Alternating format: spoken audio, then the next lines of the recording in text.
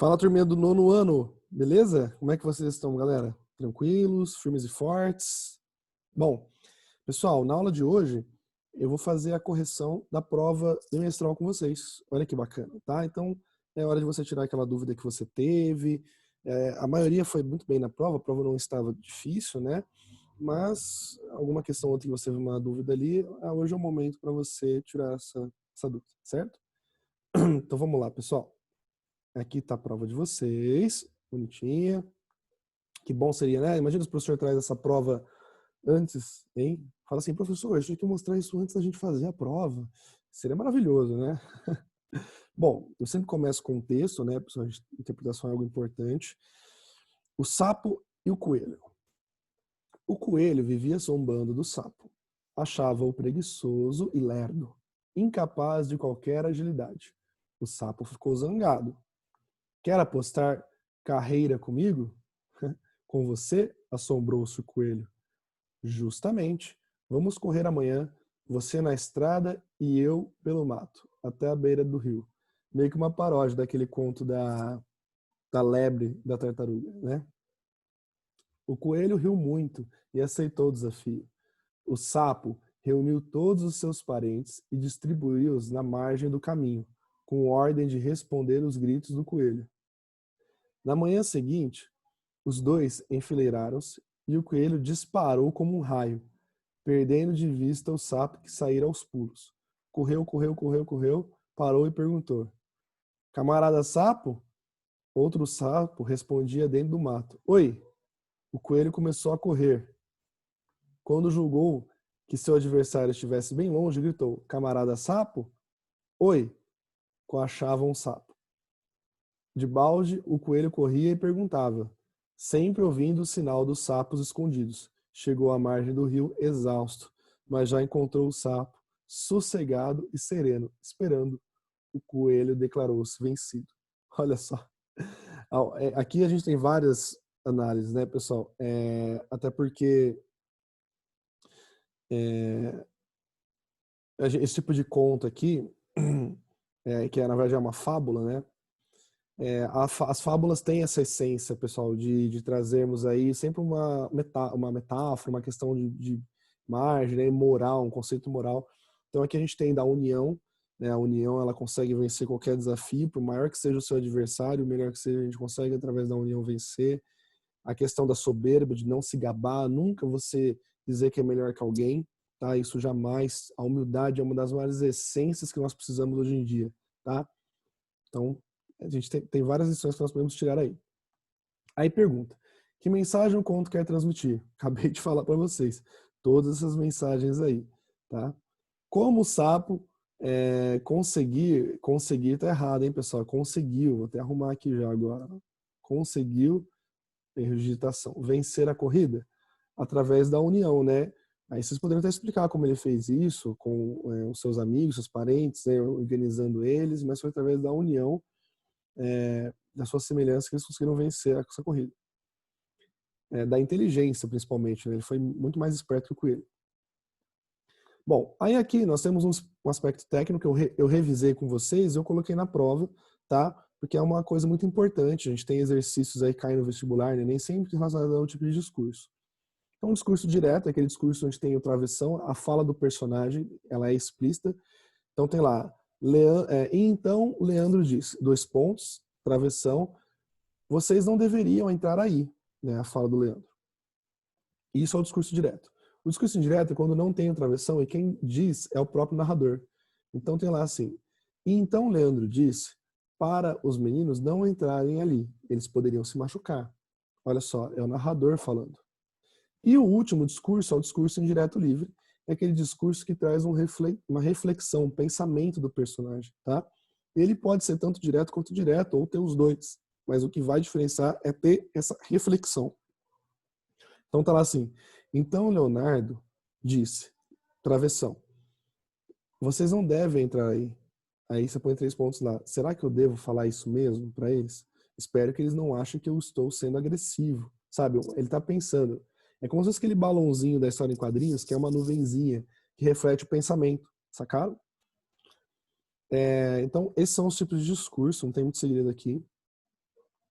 Aqui foi uma coisa que eu trabalhei muito em vocês, como vocês sabem, a gente tem trabalhado aí fortemente a questão da redação, já estou trazendo aí um aspecto de vestibular, de ensino médio, para vocês já irem se acostumando.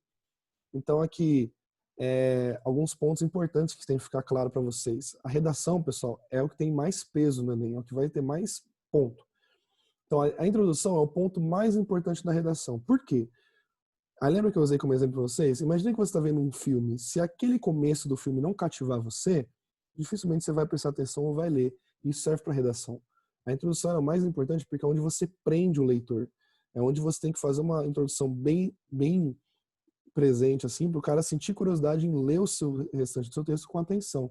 Além de que a introdução é que vai trazer a margem, a ideia central para o desenvolver do seu texto. Beleza? Por que a redação é tão importante para o Enem quanto nos vestibulares? Como eu já falei para vocês, é o que tem maior peso, é o que vai ter uma diferenciação muito grande tanto no Enem quanto nos vestibulares. Tá? É onde você fermenta argumentos, ideias, interpretações, expõe aspectos técnicos, filosóficos. Então é uma coisa muito importante na produção do senso crítico, tá? A criação de uma redação. Qual relação podemos estabelecer entre a importância de ler com a produção textual? Muito fácil, né, pessoal? Quanto mais você lê, mais repertório você cria para a produção de texto, para a argumentação, para a citação filosófica, citação histórica, citação de obras que vão corroborar com um tema ou com uma tese que ali está sendo discutido. Por isso se faz muito importante a leitura, por isso eu cobro muito de vocês. Leiam para desenvolver, inclusive, vocabulário, saberem aplicar umas palavras de norma mais culta, sabe? Você colocar, por exemplo, um texto assim, dessa forma, fica claro, né, a priori, que, de maneira inteligível, torna-se evidente, olha só como soa bonito uma frase assim, você construir um texto desse. Isso é o repertório de leitura que vai trazer à tona vocês. Beleza? Aí um teste muito fácil, né, não preciso nem explicar, onde falamos de linguagem formal e informal. Utilizamos a linguagem informal em qual situação? Bom, informalidade, pessoal, é quando a gente usa uma linguagem, isso aí a gente cai um pouco em variante linguística, tá? No tema de variação linguística, mas a linguagem informal é aquela linguagem que não é errada. Não é uma linguagem errada, não existe português errado, tá? Existe ortografia errada, mas não um português errado, uma língua errada. Existe uma forma de você aplicar essa língua diferente. Então, por exemplo, a linguagem informal, que é aquela linguagem que tem mais gíria, tem um aspecto mais assim de amizade, que você não tem que se preocupar tanto com uma questão estrutural de norma culta, você usaria em qual aqui? Durante uma entrevista de emprego? Jamais. Durante uma conversa com amigos? Sim. Né? Você está entre amigos, não há necessidade de uma formalidade. Numa palestra para público? Também não. Na sala de aula com professora? Jamais. Com ou alguém que acabaram de conhecer? Também não. Porque você acabou de conhecer essa pessoa, você não tem amizade com ela, você vai chegar, e aí, velho, como é que você tá, mano? Ou, então, não pode, né? Bom, é isso. Aí eu já acabei respondendo a próxima questão, né? Descreva as bases características. É isso. Linguagem informal é quando a gente preza pela norma culta, pelo linguajar mais rebuscado. A gente tem situações a isso, que a variação linguística pode ser a variação linguística social, né? Ou a variação linguística ocasional também, são dois tipos de variação que nós temos aí, que sejam aplicadas, né? Então, eu vou agora apresentar um trabalho. Eu vou usar uma linguagem formal, apresentar esse trabalho para o professor, usando uma linguagem mais rebuscada. Eu vou fazer um debate aqui, vamos discutir um assunto, eu posso usar uma linguagem mais informal, eu estou entre amigos, eu tenho uma coisa mais não tão formal, né? É isso, né? Esse tipo de diferença entre uma e a outra. Na redação, utiliza-se sempre a linguagem formal, pelo amor de Deus, tá, pessoal? Sempre que você produzir um texto, é linguagem formal, tá? Jornalístico, uma notícia, uma reportagem, tudo sempre linguagem formal, tá? E aí, penúltimo, perdão, tem um versículo aqui para vocês fazerem análise, né?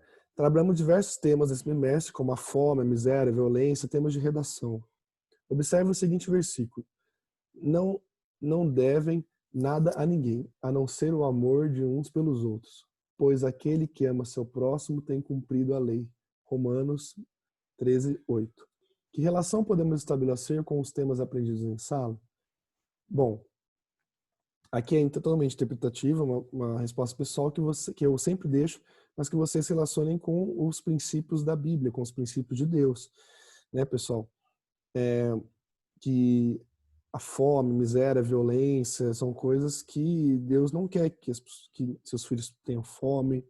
Então, para a gente ajudar, a gente tenha meio que um compromisso de ajudar as pessoas que estão na miséria e têm fome, ser contra a violência, né? Ser contra esse discurso do ódio que a gente tem vivido atualmente aí, tá bom? Então, é uma questão bem abrangente aqui, acho que ninguém errou, porque alguns fazem umas respostas muito interessantes, tá? E por fim, também de mão beijada, escrever um pequeno texto aqui onde você utilizasse uma linguagem formal com um discurso indireto, tá?